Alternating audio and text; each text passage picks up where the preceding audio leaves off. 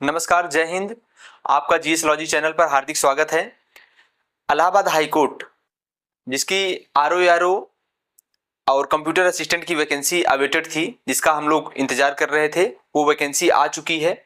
हम आपको इस वीडियो में उसका फुल नोटिफिकेशन दिखाएंगे, फॉर्म फीस कितनी है ये दिखाएंगे और बताएंगे एग्जाम प्रोसेस क्या है, प्री कैसे होगा, मेंस कैसे होगा या फिर टाइपिंग कैसे होगी। इन सभी मुद्दों को लेकर के इस वीडियो में डिस्कस होगा, तो आप हमारे साथ बने रहिए और इस चैनल को देखने के लिए बहुत बहुत धन्यवाद। तो हम आपको बता दें कि इलाहाबाद हाई कोर्ट जिसकी वैकेंसी अवेटेड थी समीक्षा अधिकारी और सहायक समीक्षा अधिकारी, ministry of education, NTA national testing agency इस एग्जाम को कंडक्ट करा रही है, एनटीए कंडक्ट करा रही है, जिसका exam high court of judicature Allahabad review officer and assistant review officer computer assistant recruitment examination 2026, इसका नोटिफिकेशन आज ही जारी हुआ है। और ये मिनिस्ट्री ऑफ एजुकेशन जो है उसके अंतर्गत जो नेशनल टेस्टिंग एजेंसी आती है हमारी एनटीए जो है, वही इस एग्जाम को कंडक्ट कराने वाली है।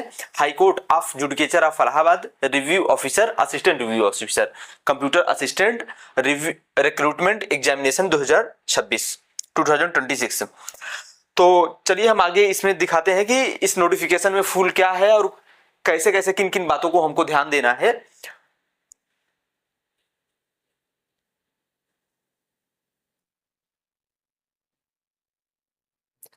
इसमें पूरा दिया हुआ है कि किस पेज पर क्या लिखा हुआ है। जनरल प्रोसीजर गाइडलाइंस इंफॉर्मेशन इसमें दिया है कि इंट्रोडक्शन दिया है, चैप्टर 1 में दिया है, चैप्टर 2 में वैकेंसीज दिया है, रिजर्वेशन कैसे रहेगा, एलिजिबिलिटी क्राइटेरिया क्या है, सिलेक्शन प्रोसीजर क्या है या फिर मार्किंग स्कीम क्या रहेगी, उसके बाद फिर आंसर की चैलेंजेस क्या हैं, इवेल्युएशन क्राइटेरिया क्या रहेगा, जनरल इंस्ट्रक्शंस क्या रहेगा, रजिस्ट्रेशन एंड एप्लीकेशन प्रोसेस क्या रहेगा, application fees and procedure for payment क्या रहेगा, admit card instructions and prohibited materials क्या रहेंगे आपके, unfair means practices and breach of examination rules क्या है जो अभी हाल फिलहाल में बहुत डिस्कशन में रहा है, मिसलेनियस प्रोविजंस भी इसमें दिए गए हैं। तो इन सभी जो नोटिफिकेशन में टॉपिक लिखे गए हैं इसको हम यहाँ पर डिटेल से आपको बताने का प्रयास करेंगे और यह भी बताएंगे कि आप इस एग्जाम को कैसे फिल कर सकते हैं, आपका एलिजिबिलिटी क्राइटेरिया क्या है, उसको आप फुलफिल करते हैं या नहीं करते हैं। तो चलिए नेक्स्ट पेज हम लेते हैं और देखते हैं नेक्स्ट पेज में क्या लिखा हुआ है। तो ये देखिए, रिव्यू ऑफिसर, आपकी जो वैकेंसी का नाम है रिव्यू ऑफिसर आरओ, जिसे आप लोग कहते हैं assistant review officer computer assistant recruitment examination 2026। RO ARO computer assistant, समीक्षा अधिकारी जिसे आप कहते हैं या सहायक समीक्षा अधिकारी या कंप्यूटर सहायक जिसे कहते हैं आप, वही एग्जामिनेशन है 2026 का। आज ही इसका नोटिफिकेशन, फुल नोटिफिकेशन अभी कुछ देर पहले ही लॉन्च किया गया है। तो देखिए एडवर्टाइजमेंट नंबर इसमें लिखा हुआ है और डेटेड, ये देखिए डेट यहाँ पर क्लियर मेंशन की गई है कि आज ही 1/6/2026 को यह नोटिफिकेशन आया है।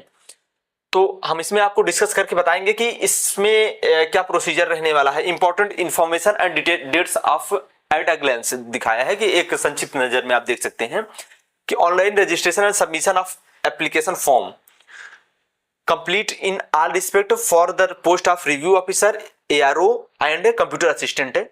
ये एनटीए की यही वेबसाइट है, आप देख सकते हैं इस पे, ये एनटीए की वेबसाइट है हमारी exams.nta.in.allhc Allahabad high court RE यही है। और देखिए ये इसमें लिखा हुआ है, डेट लिखा हुआ है कि 1/6/2026। उसके बाद जो लास्ट डेट है अप्लाई करने का 21 जून 2026। 1 जून से यानी कि आज से यह स्टार्ट हो रहा है अप्लाई करना।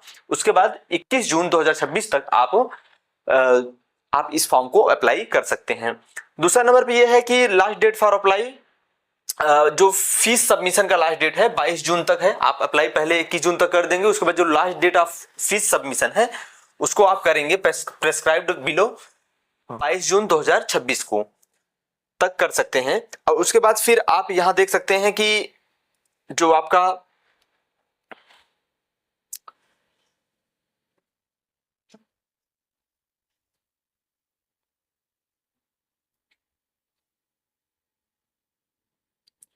देखिए रिव्यू ऑफिसर के लिए जो इसका फीस प्रोसीजर है उसको हम डिस्कस करेंगे कि फीस इसमें क्या, किसका क्या कितना लगने वाला है, ऑनलाइन फीस कितने लगने वाली है। तो रिव्यू ऑफिसर के लिए आपकी जो फीस रहने वाली है या एआरओ की फीस रहने वाली है या कंप्यूटर असिस्टेंट की क्या फीस रहने वाली है, एग्जाम फीस जो है वो 1200 है।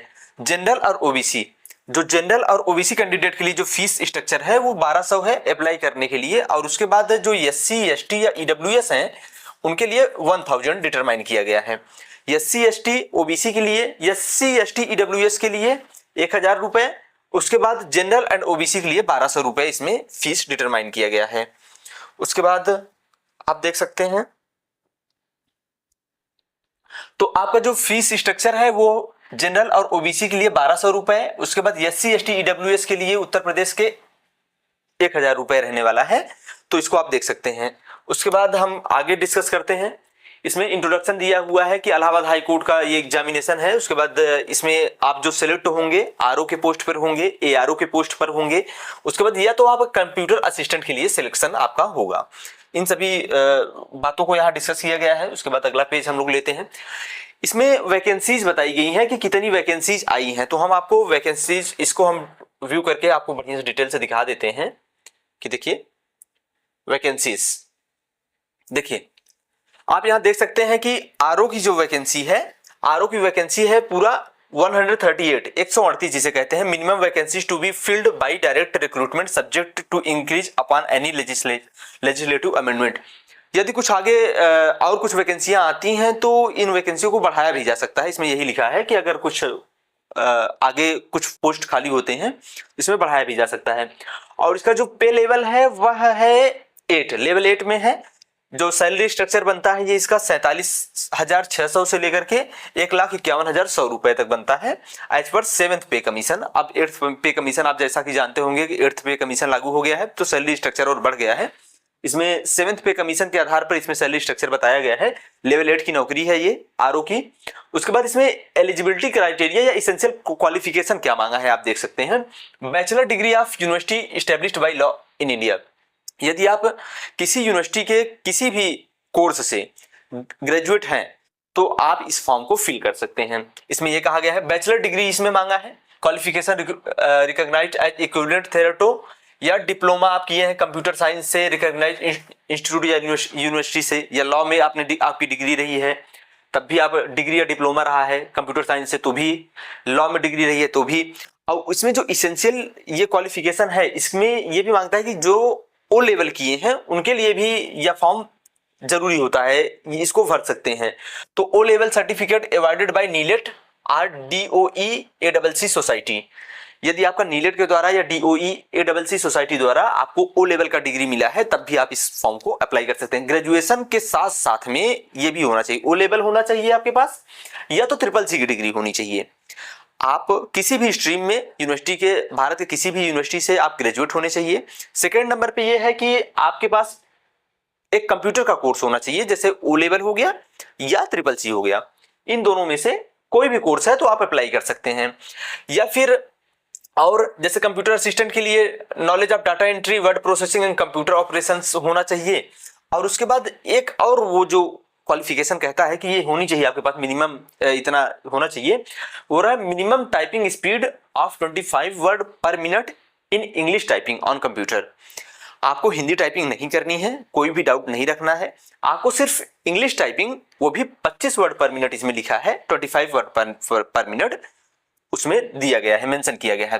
तो आरओ में इतना जो इसेंशियल क्वालिफिकेशन है ये है। फिर से एक बार देख लीजिए, आरओ की जो वैकेंसी है वो 138 है, लेवल 8 की नौकरी है। उसके बाद आपके पास ग्रेजुएशन की डिग्री होनी चाहिए प्लस या तो आपके पास ओ लेवल की डिग्री हो या तो CCC की डिग्री हो, तभी आप अप्लाई कर सकते हैं, अदरवाइज आप अप्लाई नहीं कर सकते हैं। उसके बाद हम आपको दिखाएंगे कि एआरओ की सहायक समीक्षा अधिकारी जिसे कहते हैं, असिस्टेंट रिव्यू ऑफिसर, 380 पोस्ट हैं पूरा total. Minimum vacancy to be filled by direct recruitment subject to increase, वही हमने जो आपको अभी पहले बताया कि ये वैकेंसियां आगे चलकर बढ़ भी सकती हैं। यदि अगर कोई वैकेंसी और कुछ खाली होती है तो ये बढ़ सकती है। मिनिमम इतना दिया गया है कि 380 रहेगा ही रहेगा। और जो एआरओ की आपकी जो पोस्ट है इसका जो लेवल है ये लेवल 7 है। जो 7th पे कमीशन है उससे इसका लेवल 7 है। उसके बाद 44,900 से इसका सैलरी स्ट्रक्चर शुरू होता है। उसके बाद 1,42,400 तक इसका स्ट्रक्चर जाता है। उसके बाद इसमें भी जो आपका एजुकेशनल क्वालिफिकेशन है जैसा कि आरओ में कहा गया था वैसे ही एआरओ में भी है। मतलब ये है कुल मिलाकर कि आप यदि आप किसी भी यूनिवर्सिटी के किसी भी स्ट्रीम से आप ग्रेजुएट हैं तो you can fill this form and आपके पास इसेंशियल क्वालिफिकेशन में आपके पास ओ लेवल की डिग्री होनी चाहिए या तो आपके पास ट्रिपल सी की डिग्री होनी चाहिए, then you can apply it.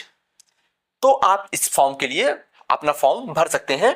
उसके बाद यहां पर भी आप ये नहीं सोचिएगा 25 वर्ड पर मिनट ही यहां पर भी मांगा गया है। आप कंप्यूटर की जो टाइपिंग स्पीड है इंग्लिश में 25 वर्ड पर मिनट आपकी मिनिमम स्पीड होनी चाहिए। उसके बाद हम देखते हैं कि कंप्यूटर असिस्टेंट की वैकेंसी।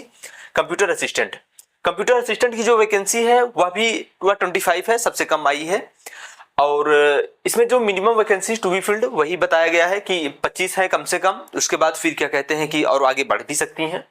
ये लेवल 4 की नौकरी है, लेवल 4। उसके बाद 7th पे कमीशन के आधार पे देखिए जो पे कमीशन बना है उसमें 10th है, 8th है, 7th है, 6th है, 9 भी है, ऐसे बनाया गया है। तो ये लेवल 4 की नौकरी है जिसमें 25,500 बेसिक पे है।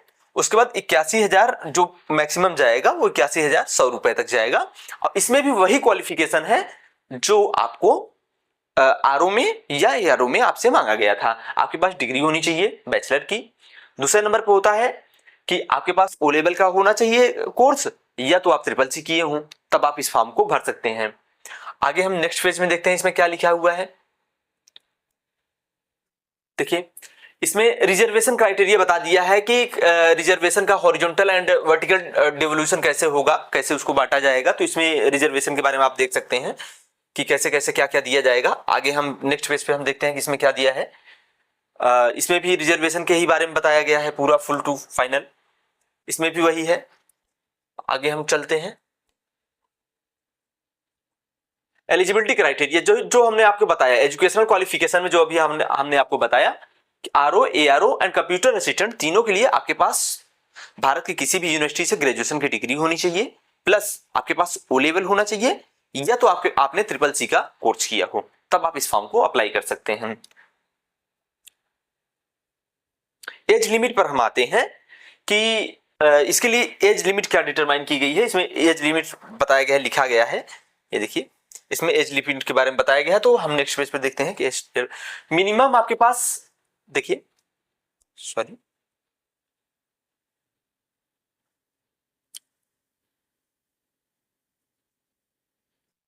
देखिए for review officer and assistant review officer a candidate for direct recruitment on the post of review officer and ARO assistant review officer must have attend the minimum age of 21 years. आपके पास minimum age RO और ARO को के post को apply करने के लिए आपके पास 21 साल होनी चाहिए and must not have attend the age of more than 35 years. यदि आप किसी भी कैटेगरी से हैं, यदि आप 35 साल से ऊपर हैं तो आप अप्लाई नहीं कर सकते हैं। लेकिन इसमें कुछ एलिजिबिलिटी क्राइटेरिया है जो SC ST OBC या EWS के लिए कुछ रिजर्वेशन जो दिया गया है उसको कहते हैं कि इसमें आगे डिस्कस किया गया है, तो उसको हम अभी बताते हैं। तो मिनिमम जो आपका क्वालिफिकेशन है एज का वो 21 ईयर्स है। आप यदि 21 साल पार कर चुके हैं तो आप इस फॉर्म को फिल कर सकते हैं। तो आगे हम देखते हैं।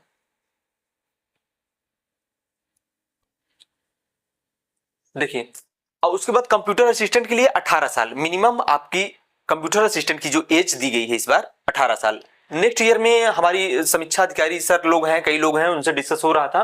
तो पहले इसमें भी 21 साल मांगता था लेकिन इस बार 18 साल कर दिया गया है। यदि आप 18 साल के हैं प्लस आपने ग्रेजुएशन प्लस जो एसेंशियल क्वालिफिकेशन है यदि आपने उसको अटेंड किया है तो आप इस फॉर्म को फिल कर सकते हैं। 18 साल मिनिमम एज है, मैक्सिमम एज आपकी है 35 ईयर्स इसमें भी।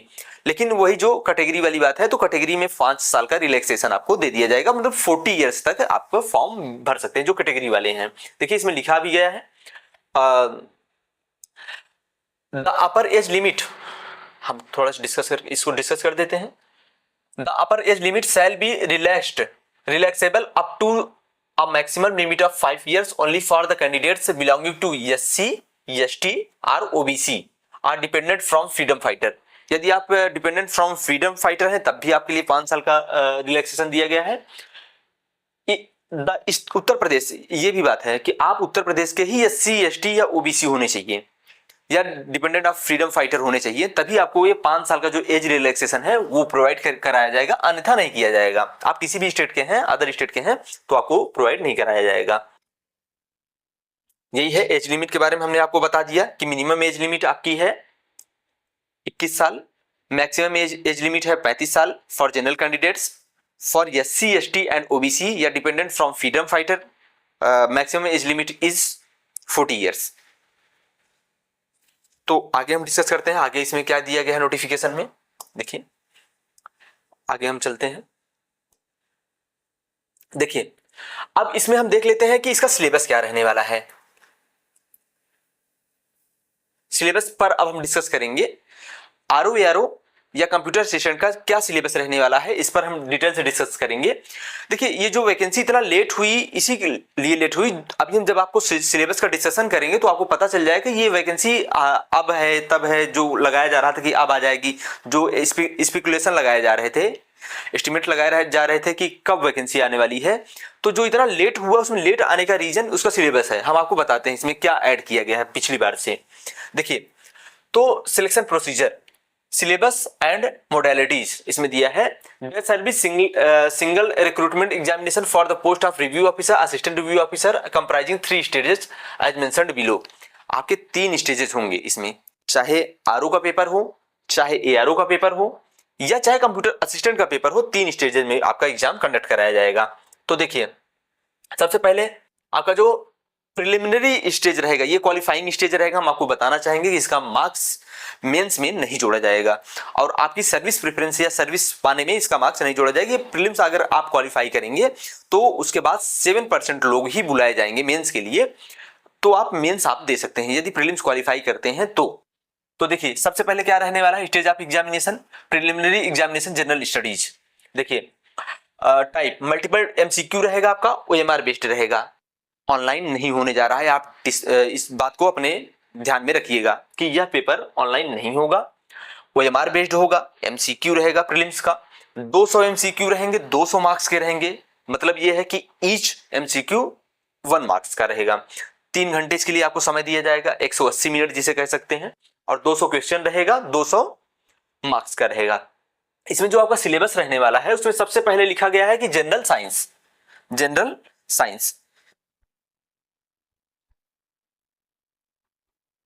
देखिए इसमें जनरल साइंस लिखा गया है सबसे पहले आपका। उसके बाद आपका लिखा है हिस्ट्री ऑफ इंडिया लिखा है, उसके बाद इंडियन नेशनल मूवमेंट लिखा है। मतलब कुल मिला के कह सकते हैं हम लोग कि जनरल साइंस रहेगा आपका, हिस्ट्री ऑफ इंडिया रहेगा, ancient history, medieval history, modern history रहेगा, इंडियन नेशनल मूवमेंट रहेगा। जैसा कि आप जानते हैं मॉडर्न हिस्ट्री पर ज्यादा फोकस किया जाता है, तो इंडियन नेशनल मूवमेंट जो है जब से हमारा फ्रीडम के लिए जो हमारा इंडियन नेशनल मूवमेंट प्रारंभ हुआ वो रहेगा। इंडियन पॉलिटी रहेगी, इकोनॉमी रहेगा, कल्चर रहेगा आपका, इसमें डिस्कस किया गया है। इंडियन एग्रीकल्चर आपका रहेगा, एग्रीकल्चर वाला टॉपिक दिया गया है, कॉमर्स भी रहेगा, ट्रेड भी रहेगा। उसके बाद पॉपुलेशन दिया गया है, पॉपुलेशन रहेगा आपका जनसंख्या, इकोलॉजी एंड अर्बनाइजेशन रहेगा, इन इंडियन कॉन्टेक्स्ट रहेगा, मतलब इन्वायरमेंट भी आपका दिया जाएगा। वर्ल्ड ज्योग्राफी रहेगी and geography and resources of India, मतलब ये है कि वर्ल्ड ज्योग्राफी आपको दिया जाएगा, प्लस इंडियन ज्योग्राफी रहेगी एंड भारत के जो रिसोर्सेस हैं जो कहां कहां पर पाए जाते हैं उसको भी आपसे पूछा जाएगा। आपको current affairs of international and national importance पूछा जाएगा, आपको करंट अफेयर्स तैयार ही करना है। जनरल एप्टीट्यूड, ये जनरल एप्टीट्यूड में आप समझिएगा कि जनरल एप्टीट्यूड में आपका मैथ भी रहेगा प्लस आपका रीजनिंग भी रहेगा, दोनों ऐड करके दिया जाएगा। 200 क्वेश्चन रहेंगे तो 15 या 20 आप एक्सपेक्ट कर सकते हैं कितने क्वेश्चंस रहेंगे। Special knowledge regarding education, culture, agriculture, industry, trade, living and social traditions of Uttar Pradesh. Uttar Pradesh का स्पेशल नॉलेज यहाँ पर पूछा जाएगा, जिसे आप यूपी स्पेशल कहते हैं अपने भाषा में। तो यूपी का एजुकेशन पूछा जाएगा, कल्चर पूछा जाएगा, एग्रीकल्चर पूछा जाएगा, इंडस्ट्री पूछा जाएगा, यहाँ पर ट्रेड कौन कौन से होते हैं, लिविंग एंड सोशल ट्रेडिशन से क्या है, कौन कौन से समाज के लोग रहते हैं, जनजातियां कौन सी हैं, या फिर कहते हैं कि उनके बीच में कौन कौन से त्योहार या क्या चीजें सेलिब्रेट की जाती हैं, सभी चीजें यूपी स्पेशल की पूछी जाएंगी। Knowledge of general English and general Hindi graduation level, ये आप लोग ध्यान दीजिएगा कि प्रीलिम्स में जो general Hindi and general English रहेगा वो आपका ग्रेजुएशन लेवल का रहेगा, ना कि इंटर लेवल का या ना कि 10th लेवल का। इस बात को आपको ध्यान देना है कि इसमें मेंशन भी कर दिया गया है कि knowledge of general English and general Hindi of graduation level, ये बात ध्यान दीजिएगा। एलिमेंट्री नॉलेज ऑफ कंप्यूटर्स, अब इसमें कहा है कि कंप्यूटर की प्रारंभिक या बेसिक जो नॉलेज होती है वो पूछा जाएगा आपसे। हाँ, हम आपको फिर से बता देना चाहेंगे कि देखिए 200 एमसीक्यू क्वेश्चन रहेंगे, 200 मार्क्स का रहेगा, उसके बाद 180 मिनट आपको दिया जाएगा यानी 3 आवर्स, और आपको आपका जो ये पेपर होगा वो OMR बेस्ड होगा, मल्टीपल चॉइस ऑब्जेक्टिव क्वेश्चंस रहेंगे, आपके एमसीक्यू रहेगा, उसके बाद OMR बेस्ड होगा। अगली बार ऑफलाइन नहीं हुआ था, ऑनलाइन हुआ था, इस बार ऑफलाइन कराने का इनका पूरा विचार है, इसीलिए इन्होंने दिया है कि OMR बेस्ड, यहाँ पर लिखा भी गया है। अब आगे आप देख सकते हैं, यहाँ लिखा भी है एक चीज और हम आपको दिखा देते हैं कि प्रीलिम्स में कितने लोग क्वालिफाई करेंगे। 7 times of candidates against the total number of vacancies in each categories for each post, review officer, assistant review officer and computer assistant on the basis of marks obtained in the stage 1 examination in order to merit shall be called to appear the stage 2 and stage 3। मतलब ये है कि आपकी merit बनाई जाएगी, उसमें से 7% लोग जितना भी जिस भी नंबर पे आएंगे 7% लोग उतने का मेरिट बना करके उनको मेंस के लिए क्वालिफाई कर दिया जाएगा। स्टेज 2 वो देंगे और स्टेज 3 देंगे। हम आपसे आगे डिस्कस करेंगे कि स्टेज 2 एंड स्टेज 3 का जो एग्जामिनेशन है वो कैसे रहने वाला है। तो देखिए ये दिया भी है, आप देख सकते हैं इसको डिटेल से कि देखिए यहाँ दिया है stage 2 examination, mains examination subjective type रहेगा। ये ध्यान दीजिएगा, हमने उसको जो बताया स्टेज 1 आपका एमसीक्यू रहेगा, मल्टीपल चॉइस क्वेश्चंस रहेंगे, एमसीक्यू रहेगा, ये सब्जेक्टिव रहेगा। जो स्टेज 2 रहने वाला है वो सब्जेक्टिव रहने वाला है। इसमें सबसे पहले रहने वाला है कि essay writing in English of approximately 200 words 30 marks sorry. तो आपका सबसे पहले जो रहेगा इसमें वो एसे राइटिंग रहने वाला है, एसे राइटिंग रहने वाला है और 30 मार्क्स का रहेगा। 200 वर्ड्स का आप सबसे पहले एक एसे लिखेंगे मेंस में। स्पेशल देखिए इसमें क्या लिखा गया है, special emphasis shall be laid on constitutional accuracy and conceptual clarity, relevance to topic and coherence, logical structure and flow of language proficiency and expression। इसमें आपको देखा जाएगा कि आप इंग्लिश को कितना बढ़िया से लिख पाते हैं, बोल पाते हैं, समझ पाते हैं, या इंग्लिश में अपने ऐसे को कितना ही कोहेरेंट तरीके से कोहेरेंस लिखा भी गया है। एक जो तार्किक तरीका होता है उसमें आप कितना बढ़िया से लॉजिकल स्ट्रक्चर, ये कहा है ना, लॉजिकल स्ट्रक्चर में आप कैसे अपने विचारों को आप रिप्रेजेंट कर पाते हैं, वो भी 200 वर्ड्स में सिर्फ बस आपको एक एसे लिखना पड़ेगा। उसके बाद जो आपका सेक्शन बी रहेगा इसमें प्रेसी writing in English, simple emphasis shall be laid on identification of core ideas, conciseness and proportional reduction, language clarity and grammar and suitable title ETC। आपका इसमें देखा जाएगा कि emphasis shall be laid on identification of core ideas, उसमें जो core ideas दिए रहेंगे आपको प्रेसी राइटिंग में, उसको आपको प्रेसी राइटिंग में लिखना पड़ेगा। उसके बाद कंसाइजनेस आपको काफी कंसाइज करके लिखना पड़ेगा, प्रोपोर्शनल रिडक्शन करना पड़ेगा, कम करके लिखना पड़ेगा। उसके बाद लैंग्वेज क्लैरिटी एंड ग्रामर, उसमें आपको लैंग्वेज की आपकी कितनी क्लैरिटी है, कुल मिलाकर इंग्लिश का टेस्ट है ये एक प्रकार से आप कह सकते हैं। एंड सुटेबल टाइटल्स, ये भी टाइटल भी देखा जाएगा, आप उससे टाइटल पूछा जाएगा इसका सुटेबल टाइटल क्या हो सकता है प्रेसी राइटिंग में, आप टाइटल दीजिए। उसके बाद फिर आपका उसमें ग्रामर भी देखा जाएगा कि आप कितना सटीक अपनी बात को लिख सकते हैं। उसके बाद जो सेक्शन सी रहेगा वो रहेगा इसमें, ये स्टेज 2 का हम बता रहे हैं, ध्यान दीजिएगा आप लोग। इसमें सेक्शन सी रहेगा, इसमें सेक्शन सी में 2 सेक्शन रहेंगे। Translation from English to Hindi 25 marks का रहेगा, एंड सेक्शन सी का दूसरा जो पार्ट रहेगा translation from Hindi to English 25 marks. मतलब ये होता है कि मेंस में जो translation from English to Hindi रहेगा वह 25 मार्क्स का रहेगा। उसके बाद जो translation from Hindi to English रहेगा वह भी 25 नंबर का रहेगा। इसमें क्या लिखा है, special emphasis shall be laid on accuracy of meaning, terminology and formal tone and grammar and sentence structure ETC। आपका सेंटेंस स्ट्रक्चर देखा जाएगा, आप उसको कैसे बेस्ट टर्मिनोलॉजी में उसको प्रेजेंट कर सकते हैं ये देखा जाएगा, आपका फॉर्मल टोन देखा जाएगा, ग्रामर देखा जाएगा, मतलब होता है। तो पूरा आप समझ सकते हैं कि translation from Hindi to English and translation from English to Hindi 25 marks. ये 30 मार्क्स का आपका ऐसे, 30 मार्क्स का आपका प्रेसी, 25 मार्क्स का ये, 25 मार्क्स का ये, तो कुल 110 नंबर हो गया ये। और देखते हैं आगे हम लोग। अब देखिए एंड सेक्शन डी इसमें जो दिया है, देखिए ये देखिए आप देख सकते हैं सेक्शन डी, स्टेज 2 के सेक्शन डी में इसमें दिया गया है कॉम्प्रिहेंशन इन इंग्लिश। अब आपको एक कॉम्प्रिहेंशन भी दिया जाएगा। कॉम्प्रिहेंशन 40 मार्क्स का रहेगा, ये पूरा टोटल 40 मार्क्स का रहने वाला है। Special emphasis shall be laid on accuracy of responses, analytical understanding and clarity of expressions.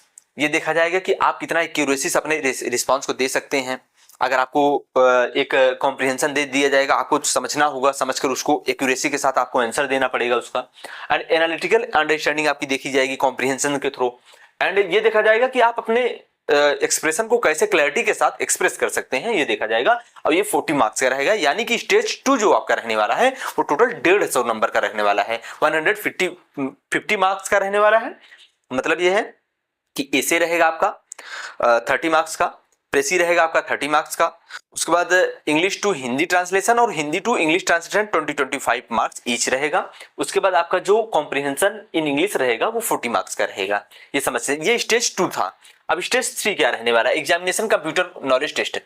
Stage 3 जो रहने वाला है वो आपका कंप्यूटर नॉलेज टेस्ट रहने वाला है, यानी कि जिसे आप टाइपिंग टेस्ट कहते हैं वो रहेगा। और कंप्यूटर बेस्ड टेस्ट ये सीबीटी मोड में रहेगा। अन्य जो रहे वो पहला वाला वो एमआर बेस्ड, दूसरा वाला सब्जेक्टिव रहेगा, आपका लिखना पड़ेगा आपको। तीसरा वाला जो है स्टेज 3 जो है वो सीबीटी मोड में रहेगा, कंप्यूटर बेस्ड मॉड्यूल रहेगा। उसके बाद इसमें 50 मार्क्स का है। उसके बाद 20 मिनट्स आपको दिए जाएंगे।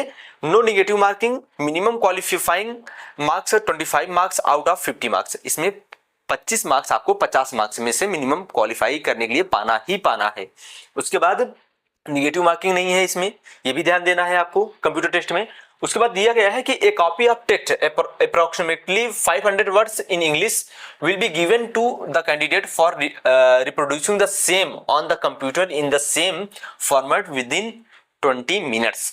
20 मिनट आपको प्रोवाइड किया जाएगा। उसमें 500 वर्ड्स जो आपको लिखा रहेगा वही डिक्टो एकदम वर्ड टू वर्ड इसमें कहा है, same on the computer in the same format within 20 minutes. जिस फॉर्मेट में लिखा है, जैसे भी लिखा है उसको आपको रिप्रोड्यूस करना पड़ेगा, वहां पर आपको टाइप करके दिखाना पड़ेगा। 25 वर्ड पर मिनट ये आ रहा है। अगर हम इसको 20 से भाग देंगे 500 में तो 25 वर्ड पर मिनट आ रहा है। और इसके लिए 20 मिनट्स आपको प्रोवाइड किया जाएगा, 500 वर्ड्स आपको प्रोवाइड कराए जाएंगे। तो यानी कि जो आपका स्टेज 2 और स्टेज 3 मिला करके 200 मार्क्स का रहने वाला है। इसी पर आपका फाइनल जो आपका सर्विस डिपेंड करेगी, इसी पर डिपेंड करेगी कि आप whether you are going to select in RO ARO or computer assistant और नॉट। कि यदि आप बेस्ट इसमें मेंस में और GS paper stage 2 and stage 3 में अगर आप करते हैं तो उसमें आप क्या कहते हैं कि आप आरओ या एआरओ या कंप्यूटर असिस्टेंट पोस्ट के लिए आप सेलेक्ट हो जाएंगे। तो ये आपका डिटेल्ड सिलेबस था, हमने इसके बारे में डिस्कस कर दिया आपको। और हमने आपको बताया कि जो पहला पेपर है वो इसमें लिखा भी गया, स्टेज 1 वो एमआर बेस्ड रहेगा, stage 2 conventional pen and paper mode में रहेगा, स्टेज 3 सीबीटी मोड में रहेगा। इसमें ये पूरा बता दिया गया है। और आगे देखते हैं इसमें क्या डिस्कस किया गया है। यही सभी चीजें हैं जो इसमें बताया गया है कंप्यूटर असिस्टेंट के लिए। बायोमेट्रिक इंफॉर्मेशन ये सभी चीजें दी गई हैं कि क्या क्या क्या रहेगा और आगे क्या रहने वाला है। ऐसे राइटिंग मार्किंग स्कीम दी गई है, इसमें कैसे मार्क्स आंसर की चैलेंजेस आप कैसे कर सकते हैं, इवैल्यूएशन क्राइटेरिया क्या रहेगा इसमें दिया गया है आगे। उसके बाद फिर जनरल इंस्ट्रक्शंस दिया गया है, देख सकते हैं आप पूरा। अब इसमें पूरा फॉर्म फिल करने का इसमें प्रोसेस बताया गया है कि फॉर्म कैसे आप फिल कर सकते हैं, एससी एसटी ओबीसी के लिए आप कैसे कर सकते हैं। पूरा प्रोसेस में आपको बताया गया है। हमने आपको बता दिया आप कैसे फीस पेमेंट कैसे कर सकते हैं, पूरा सिलेबस आपसे डिस्कस कर दिया। तो यही था RO ARO computer assistant. Total हमने नोटिफिकेशन को आपसे डिस्कस कर दिया। यदि आप और कोई जानकारी चाहते हैं तो हमें कमेंट करके बता सकते हैं। कमेंट सेक्शन आपके लिए खुला हुआ है, आप बता सकते हैं कि आपको और क्या क्या जानकारी चाहिए। और आने वाले समय में हम जो समीक्षा अधिकारी इलाहाबाद हाईकोर्ट में हैं, हम लोगों के संपर्क में कई अधिकारी हैं जो समीक्षा अधिकारी हैं, सहायक समीक्षा अधिकारी हैं, आर.डी. यादव सर हैं या फिर और सर लोग हैं, कई लोग हैं। उनको हम अगर आप कहेंगे तो हम उनसे कुछ स्ट्रेटजी जानने का प्रयास करेंगे या उनके चैनल्स के थ्रू हम आप लोगों को अवगत कराते रहेंगे। यदि आप इंग्लिश की तैयारी करना चाहते हैं, जो इंग्लिश स्पेशल, जो समीक्षा अधिकारी, सहायक समीक्षा अधिकारी, आरओ, एआरओ या कंप्यूटर असिस्टेंट की जो इसमें इंग्लिश का वेटेज बढ़ा दिया गया है, आप जैसा कि देखिए अभी हमने आपसे डिस्कस किया। यदि आप इंग्लिश की तैयारी स्पेशल करना चाहते हैं तो हमारा एक दूसरा चैनल है, जीएस लॉजी के अतिरिक्त हमारा एक और चैनल है जिसमें सुनील सम्राट सर पढ़ाते हैं। इंग्लिश चैट विद सुनील सम्राट सर उनका नाम है, सम्राट सर या सुनील सम्राट सर, आप सर्च करेंगे तो आपको वो यूट्यूब पर मिल जाएगा। उस पर 5 जून से नई क्लासेस जो आरओ और एआरओ या कंप्यूटर असिस्टेंट को टारगेट करके बनाया गया है, वह बैच लॉन्च कर दिया गया है। वो भी फ्री है, आप उसको ज्यादा कर देख सकते हैं और वह आपको आरओ एआरओ हो, कंप्यूटर असिस्टेंट हो, इसमें बहुत मदद करने वाला है, क्योंकि इंग्लिश का बहुत बड़ा रोल हो गया है इसमें। जिसको इंग्लिश आती है और अच्छे लेवल की इंग्लिश आती है तो वही यह एग्जाम को क्वालिफाई कर सकता है। बहुत बहुत धन्यवाद, बहुत बहुत शुक्रिया हमारा वीडियो देखने के लिए, बहुत बहुत शुक्रिया, थैंक यू वेरी मच।